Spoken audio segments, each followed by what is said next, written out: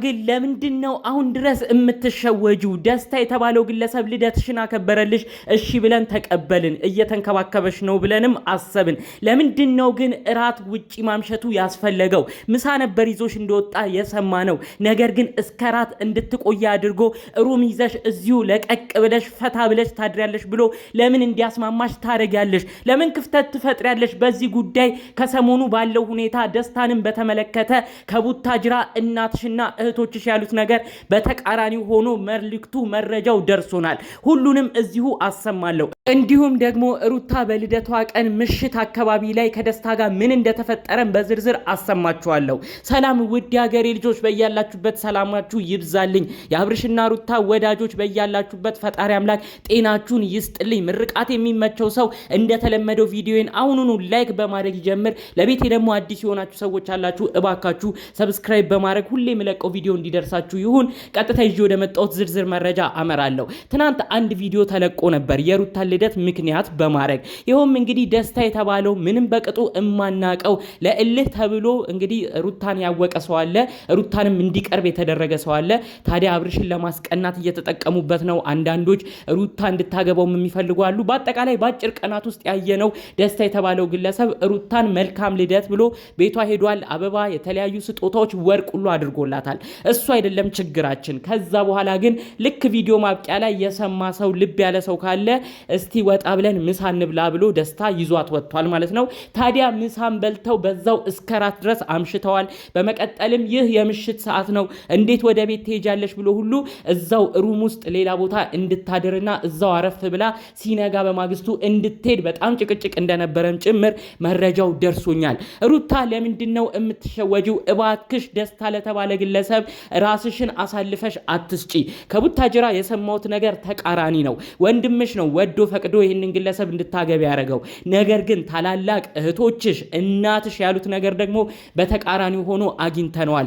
ሩታ ምንድነው የምታረግ ያለችው? ምንም እማናቀውን ሰው እንዴት ነው ፍቅር ህይወትን ባንዴ የምትጀምረው ብለው እናትሽም ማዝነዋል፣ እህቶችሽም እብድ ብለዋል። ከዛ ባለፈ መልኩ ይህ ግለሰብ እውነተኛ ይሁን ወይስ ውሸት፣ እንዲሁም ደግሞ ጥሩ ሰው ይሁን መጥፎ ሰው በምን አውቃ ነው ከዚህ ግለሰብ ጋር እየተተዋወቀች ያለችው? እንዲሁም ደግሞ ደስታን ምኑን ተግባብታው ምኑን ባንዴ አውቃው ነው ቤት ድረስ ሁሉ እያመጣች ቪዲዮ የሚቀረጸው ብለው እናትየውም እህቶቿን በጣም ከባድ ሁኔታ ሆነው ነው ያዘኑት። በዚህ ጉዳይ በጣምም ተጨንቀዋል ማለት ነው። በእርግጥም ትክክለኛ ሀሳብ ነው የተናገሩት የሩታ ቤተሰቦች። ምክንያቱም ደስታን እኛ እንኳን በቅጡ አናውቀውም፣ ነገር ግን እንዴት በአጭር ቀናት ውስጥ ሩታ ልብ ውስጥ እንደገባ ተመልከቱ። ሩታ ደግሞ የአብርሽ ሁኔታም ስለሚያናድዳት አብርሽንም ለማበሳጨት የተጎዳችበትንም ነገር ለመካስ ስላሰበች እንግዲህ በጭፍኑ ይሄን ደስታ የተባለ ግለሰብ እየቀረበችው ይገኛል። ደስታ የተባለው ከባድ ልጅ እንደሆነ ደግሞ ተደጋግሞ በተለያዩ ቦታዎች መረጃዎቹ እየተሰሙ ቆይተው ነበር። ስለዚህ ሩታ እነዚህ ነገሮች ከምን አይነት ነገር ቆጥረሻቸው ነው የቤተሰብም ነገር ሳትሰሚ እዚህ ጉዳይ ውስጥ እየገባሽ የምትገኙ? ለምንድነው ከቤት ባለፈ መልኩ ይህ ግለሰብ ውጪ እንድታድሪ ሲገፋፋሽ ምንድነው ፍቃደኝነትሽን የምታሳየው? እባክሽ ሩታ ይህን ግለሰብ በደንብ መርምሪ። ምንም ቢሆን የሚቆጡት ታላላቆችሽ ካንቺ የበሰለ ብዙ ነገር አይምሯቸው ያቃል። ብዙ ነገርም ኑሮ ህይወት አስተምሯቸዋል። እናትሽ እህቶችሽ ደጋግመው እየደወሉልሽ እንደነበርም መረጃውን ሰምቻለሁ። ነገር ግን ለቤተሰቦችሽ ራሱ አሁን ስልክ እያነሳሽ እንዳልሆነ ነው የሰማሁት። ይህ ደግሞ እየሆነ ያለው ሩታም እልህ ይዟታል። አብርሽን ለማንገብገብ አብርሽን ለማናደድ ከሰሞኑ በጣም ቆርጣ ተነስታለች። ያንንም አስመልክቶ ደስታ ጥሩ ይሁን መጥፎ ይሁን ምኑንም ሳታቅ ደስታ ላይ ባንዴ ነው እንግዲህ ከሱ ጋር ፍቅርን ሁሉ ለመመስረትና እንደዛም እያስመሰለች ሚዲያ መታየት የፈለገችው።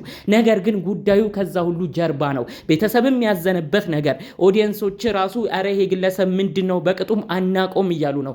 ይሄ ሁሉ ህዝብ ባዘነበት መልኩ ሩታ የምትገቢበት ነገር በኋላ ዋጋ እንዳያስከፍልሽ። ይህ ግለሰብ አንዴ የሆነ ነገር የሚፈልገውን ካረገ በኋላ ሌላ ችግር ውስጥ እንዳትገቢና እሱም ትቶሽ እንዳይሄድ ጸጸቱም የከፋ ነው የሚሆነው። እባክሽ ሩትዬ ይህንን ሰውዬ በደንብ ለመመርመር ሞክሪ። ሌላ በኩል ወሳኝ ነገር የተሰማው ሩታ አሁንም እንድታዳምጭኝ የምፈልገው ብዙዎችን መልእክት ያደረሱት ምንም ቢሆን እኮ ከአብርሽ ጋር ተለያይተው አይለያዩ አይለያዩም። በመካከላቸው ልጅ አለ። አብርሽ ምንም ቢሆን ጎርቶ አይጎዳትም። ምክንያቱም በቤተሰብ ድረስ ራሱ ቡታጅራ የሚተዋወቁ ናቸው። የአብርሽና የሩታ ቤተሰቦች እርስ በርስ ይተዋወቃሉ። ትልልቅ ቤተሰቦቻቸው እርስ በርስ ይጠያየቃሉ። ሲጣሉ እንኳን ሽምግልና አንዳቸው ለአንዳቸው ይላላካሉ። ስለዚህ ይሄ ባለበት ነገር ከአብርሽ ጋር የጀመረችው ነገር ጥሩ ባይሆንም እንዴት ባንዴ ደስታ ጋር ትሄዳለች? ደስታ ቢያስቀይማት፣ ደስታ የሆነ ነገር ችግር ቢያመጣባት ማጋ ነው አቤት የሚባለው? ቱ ሰው ነው የሚጠየቀው። ስለዚህ ኧረ እባካችሁ ሩታ ነቃ እንድትል ይደረግ በማለት ነው ብዙዎች መልእክት ያስተላለፉት። እባክሽ ሩታ አሁን ሰዓቱ ደስታ ከየት እንደመጣ የእውነት ያንቺ አፍቃሪ ነው አይደለም፣ እውነት ደግሞ ከኤርሜላ ጋር ግንኙነት ያለው ሰው ሆኖ ወደ አንቺ የተላከ ነው የሚሉትን ነገሮች ቆመሽ የመመርመሪያ ሰዓት ነው። ወርቁም የተለያዩ ስጦታዎችም አንቺን ልብሽን ለማሻፈት የሚጠቀምበት ነገር ነው። በዛ ላይ ደግሞ ቤተሰቦችሽ ሁሉ ያለው ነገር አላማራቸውም። እባክሽ ሩታ ካለሽበት ነቃ ብለሽ ይሄንን ሰውዬ በደንብ የምትመረመሪበት ሰዓት ነው። በተለይ ደግሞ በተለያዩ ፕሮግራሞች ላይ ከቤት እንድትወጪ እያረገ አይምሮሽ ይረፍ ይዝናና እያለ በስበቡ ከቤት እያወጣ ሌላ ነገር የሚያስበውን ነገር ውጪ እንድታድሪ የሚጎተጉትሽንም ነገር ቆም ብለሽ ለማሰብ ሞክሪ። ሩታ የምር አሁን በደንብ ነገሮችን ማየት ያለብሽ ሰዓት ይመስለኛል። እባካችሁ ደግሞ የሩታ እህቶች ይሄን ጉዳይ ለመመርመር ከፈለጋችሁ በተቻለ መጠን አዲስ አበባ መታችሁ እህታችሁን ሩታ ለማናገር ሞክሩ። በስልክ እንደማይሆን አውቃችሁታል። በስልክ ሩታም ለእናንተ ጥሩ ነገር እየመለሰች እንዳልሆነ ተረድታችሁታል። እናታችሁን ባታደግሙ የሩታ እናት አዲስ አበባ ድረስ ባይመጡም እባካችሁ እነ ሜላት ግን ይህን ጉዳይ ትኩረት በመስጠት እህታችን ማን ላይ ነው የምትወድቀው የሚለውን በደንብ ለመመርመር አዲስ አበባ መታችሁ እንድትጠይቁ መልእክቴን ማሰማት ፈልጋለሁ። ማንም የሰው ደስታ የሚጠላ የለም። ነገር ግን ከዛ ደስታ ጀርባ የታሰቡ ሴራዎች ግን የሰውን ህይወት እንዳያመሰቃቅሉ ነው ሁሉም ሰው ፍራቻው። አብርሽ ደግሞ ልደቱ ካለፈ በኋላ የምትመጣው ምን ቤት ነህ? ይኸው ይሄ ልጅ ምን እያደረገ እንዳለ እስቲ ተመልከት። ሩታ ልቧን እየገዛት ነው ያለው። ሩታን እኮ እንድትወደው እያደረገ ነው ያለው። ይሄ ሁሉ ነገር ሲሆን አንተ በልደቱ በሁለተኛ ቀን እንደ ድግስ ተስካር በማግስቱ ትመጣለህ።